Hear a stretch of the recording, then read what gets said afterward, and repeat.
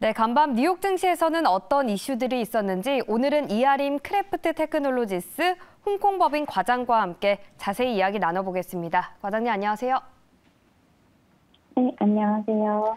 네, 간밤 FOMC 회의가 있었습니다. 예상대로 25bp 금리를 인상했는데요. 앞으로 향방은 어떨지 궁금합니다. 네, 시장 참여자들의 예상에 크게 빗나가지 않고 연준은 지난밤 FOMC 미팅에서 만장일치로 금리를 25bp 인상하였습니다.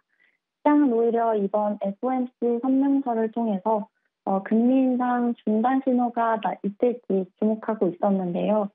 성명서에서 향후 회의 때마다 의사결정을 할 것이라고 언급한 점이 금리 인상 중단 부분을 연 것으로 해석됩니다.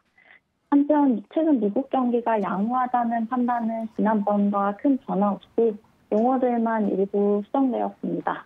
다만 인플레이션과 고용시장, 신용 데이터들이 향후 정책에 반영될 것이라 밝히면서 데이터에 의존한 접근이 필요하다고 재차 강조하였습니다. 또한 부채 한도 문제가 이번 정책 결정에 영향을 미치지 않았고 적시에 상향 조정되어야 한다는 기존 입장은 재차 강조되었습니다. 기자회견 당시 파월이 현재 금리가 충분히 제약적인 금리 수준이냐는 질문에 대해서는 그럴 수도 있고 아닐 수도 있다고 답변을 하면서 자신이 없는 모습을 보였습니다. 막판에 전자 쪽에 좀 무게를 둔 모습이지만 파월이 구체적인 힌트를 제시하지 않은 만큼 6월 FOMC 회의에서 추가 금리 25bp 인상을 단행할 것인지가 기초가 될 것 같습니다. 이번 주 발표된 인플레이션 지표 코어 PC의 경우 시장 예상치를 소폭 상회하면서 전년 동기 대비 4.6% 상승하였는데요. 쉽사리 꺾이지 않는 인플레이션 압력이 이번 연준의 25bp 인상에 힘을 실어준 것으로 판단됩니다.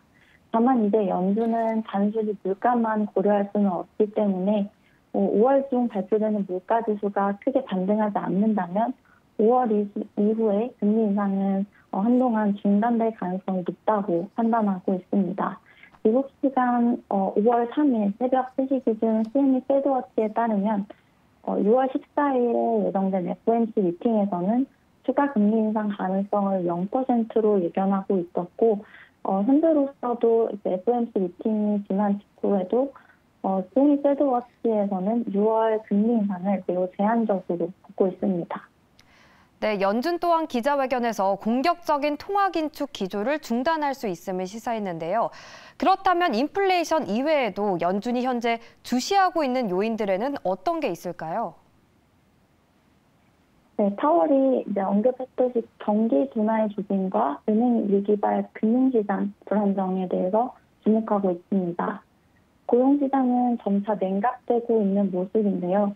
사실 아직은 뚜렷한 경향성이 있다고 말씀드리긴 어렵지만 지난 2일 공개된 미 노동부의 3월 부인이직 보고서에 따르면 3월 민간 기업들의 부인 건수가 지난 2월보다 소폭 감소하면서 2021년 4월 이후 거의 2년 만에 최저치를 기록하고 있고 세부적으로도 정리해고 수치가 전월 대비 증가하면서 특히 그간 노동시장 과열의 주 요인이었던 레저 및 접객업 분야의 취업자 대비 해고자 비율이 증가하여 타이트한 고용시장의 완화로 해석될 여지를 보였습니다.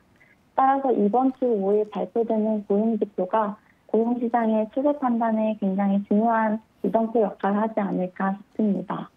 지역은행발 리스크의 경우에는 JP모건의 퍼스트 리퍼블릭 인수 소식에 기분 다소 완화되는 모습을 보였지만 여전히 금리 인상 여파에 따른 은행 유동성 위험과 상업 부동산 가치하락 관련한 우려가 투자자들의 부담으로 작용하고 있습니다. 현재 하나생명 전액연금 펀드 운용에 기반이 되고 있는 크래프트 테크놀로지스의 인공지능 기반 미국 주식시장 월간 위험 매출 문제도 해당 지표들을 주로 주목하고 있습니다. 네, 인공지능 모델이 해당 지표들을 주목하고 있다는 게 신기한데요. 구체적으로 어떤 모델인가요? 네, 해당 인공지능 모델은 미국 주식시장의 다음 한 달 동안에 주식시장 위험을 예측하도록 설계된 것인데요. 약 70개 정도의 주요 시장 변수를 모델 학습 변수로 사용하고 있습니다. 이번 달 인공지능이 보는 주요 변수로는 주로 고용률과 대출 관련 지표가 많이 잡혔습니다. 대출 지표의 경우 현재 시중은행의 부동산 대출과 모든 시중은행의 총 여신 규모가 꼽혔습니다. 현재 중소형은행 대출의 상당 부분을 차지하는 미국 사무용 건물은 공실률이 1분기에 12.9%를 기록하면서 2008년 금융위기 이후 가장 높은 수치를 보이고 있습니다. 또한 뱅크런 이후 설치된 예금자 보호펀드죠. BHS 은행 대출 금리도 2주 연속 급격히 증가하고 있습니다.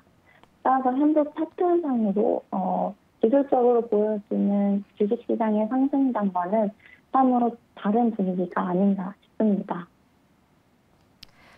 네, 말씀하신 대로 올해 연초 이후 주식시장은 뚜렷한 반등세를 보여주고 있습니다. 이런 추세가 계속될지도 궁금합니다. 네, 뉴욕의 3대 지수인 다우존스, S&P 500, 나스닥 모두 연초 이후 양의 수익률을 기록하고 있습니다.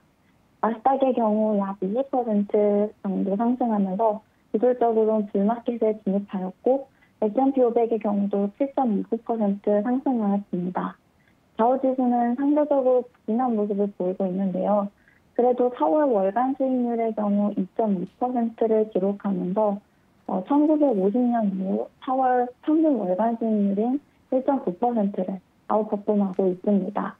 업종별로는 커뮤니케이션 서비스, 테크, 경기민감 소비재가 각각 연초 이후 22.82%, 20.41%, 13.81%를 기록하면서 주로 경기민감 섹터들이 시장을 견인한 것으로 파악이 됩니다.